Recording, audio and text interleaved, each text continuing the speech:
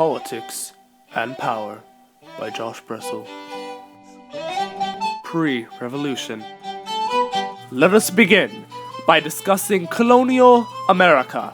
We will focus on three main areas of civilization: New England, the South, and the Chesapeake.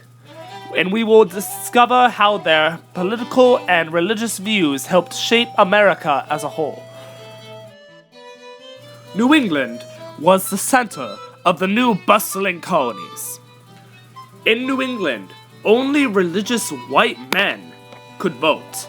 Christian white men, Protestant to be exact. The whole entire society was built around the church.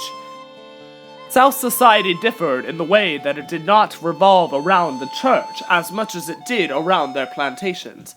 Economically, they made a name for themselves with the selling and producing of tobacco and their use of indentured servants to produce it. The Chesapeake was somewhat of a combination between New England and the South, except that they prided themselves on religious tolerance, which gave a safe haven for Catholics and the famous Quakers.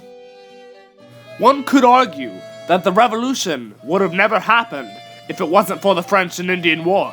The war opened up the colonists' minds towards independence. Because of the tensions brought on during the war, Britain began to squeeze the colonies tighter. Revolution. This is where America was born, where democracy first took root. This is where we became an independent nation and worked through the struggles of building a new nation. We fought tyranny and the oppressors of freedom, and we won. Now it was time to create a long-lasting government. And for support of this declaration, with our firm reliance on protection of divine providence, we mutually pledge to each other our lives, our fortunes, and our sacred honor. Thomas Jefferson. Our forefathers first established the Articles of Confederation. Unfortunately, these articles were too weak to support the growing nation. They could not tax, and they could not raise a standing army, which caused problems for the federal government. So our forefathers met to draft the Constitution. We the people. So the two main factions of the time argued over whether the ultimate authority should be the states or the federal government. Those two factions were the Federalists and the Anti-Federalists. The Federalists ultimately won, but to appease the Anti-Federalists, the Bill of Rights was written to ensure the state protection from the federal government. The Jeffersonian Republic. When Jefferson was elected in 1800, many called it a revolution. The Revolution of 1800.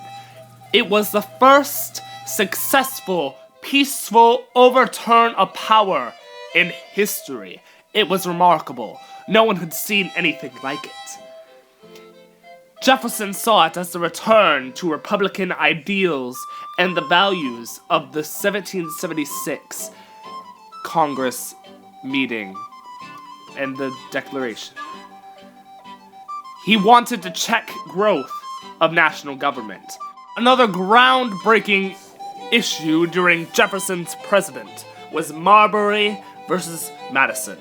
This Supreme Court case gave the Supreme Court the power to decide what was constitutional and what was not. The War of 1812 was important because it is considered the second war for American independence. It gave Americans a sense of nationalism, which would later lead into the era of good feelings. Monroe. The era of good feelings. Monroe's presidency ushered in a short period of one-party rule and a growth in nationalism throughout the country. This is part of the reason why it is called the era of good feelings. Monroe almost won his second term unanimously. One electoral vote did not go to Monroe. Unanimous votes was reserved for Washington. Although Monroe's presidency is celebrated as an era of good feelings, during this period, seeds of sectionalism was planted. Policies favoring the West alienated the South. The Missouri Compromise drove the seeds of sectionalism deeper because it drove a wedge between the North and the South, successfully separating the power between the two. The Monroe Doctrine was significant because it told all of the old world that they could not intervene in the Americas, and that colonization would not be tolerated as well. This was a great source of pride for the Americans, and gave a sense of nationalism in an increasingly segregated country. The Jacksonian Period. Era of the Common Man. During the Jacksonian era, we saw the rise of the two-party system and Jackson's spoil system. These are significant because they would mark the beginning of party politics from now on. Party politics became natural when both candidates for the presidency embraced the media, which led to the tradition of one candidate tearing the other apart in any way possible. Jackson, during his presidency, greatly increased the power of the executive branch. This is evident through his use of the veto, the force bill, the bank war, and his refusal to obey the Supreme Court regarding the Indian Removal Act. The Jacksonian period was known as the era of the common man because he did so much for the common people. Under Jackson, we saw all white men being able to vote, and agrarian society being prioritized. Jackson often went by his nickname, given to him by the people, Old Hickory. This is the first time in American history where we see a president really trying to connect with the people, and this is where that became important in the political process. Polk. The Purposeful. Polk was elected for one reason. He was backed by Old Hickory himself, so people called him Young Hickory. Polk had a 4-point plan: lower the tariff, restore an independent treasury, clear up Oregon border issue, and get California. Mexican-American War led to the acquisition of half of Mexico and Texas. This was important because, once again, America proved their military might, and it drove tensions deeper between North and South.